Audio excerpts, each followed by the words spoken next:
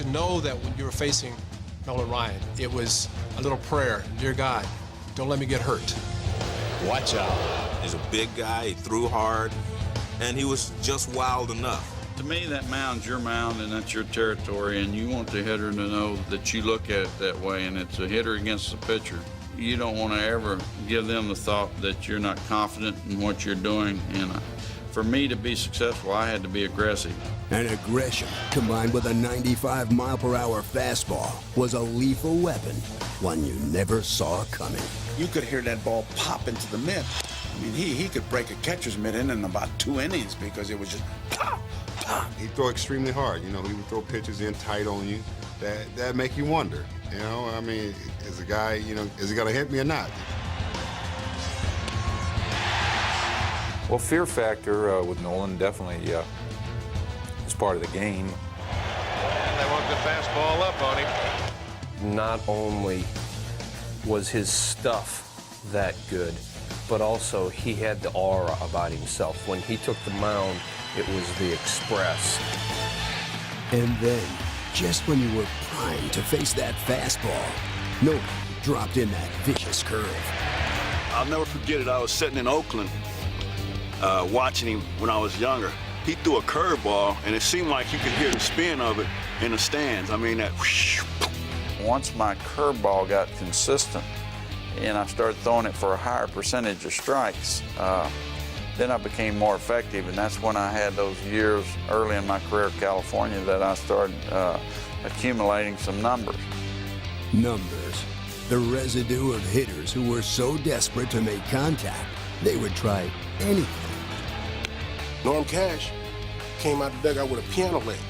He had a big piano leg, dragging it up to the plate to hit. Nolan started laughing, and everybody was just cracking up. Ron Luciano was behind home plate calling balls. He says, "What are you doing?" He says, "I can't hit him with a bat. Let me try with a table leg." Fact is, nothing worked. Ryan was often unhittable. He popped it up. A tough play. No hitting, Nolan Ryan. Ryan sure had his A game with the Angels in the early 70s, throwing 4 no-hitters in 3 years. That tied the record for no-hitters set by the legendary Sandy Koufax.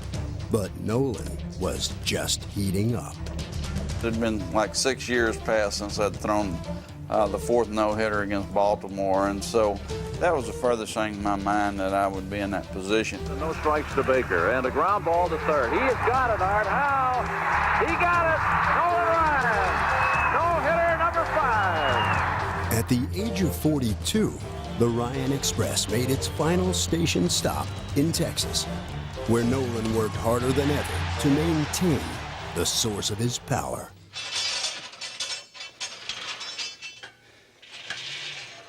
No doubt your legs play a big role in pitching, and if you have a leg problem, then it's just, well, you have an arm problem because you can't pitch without your legs being strong. It was this kind of dedication and work ethic that kept Ryan such a dominating presence for 27 seasons on the mound. Unhittable, even in the twilight of his career. Fly ball, right field. Rivers here in foul territory. Number 6 for Nolan Ryan.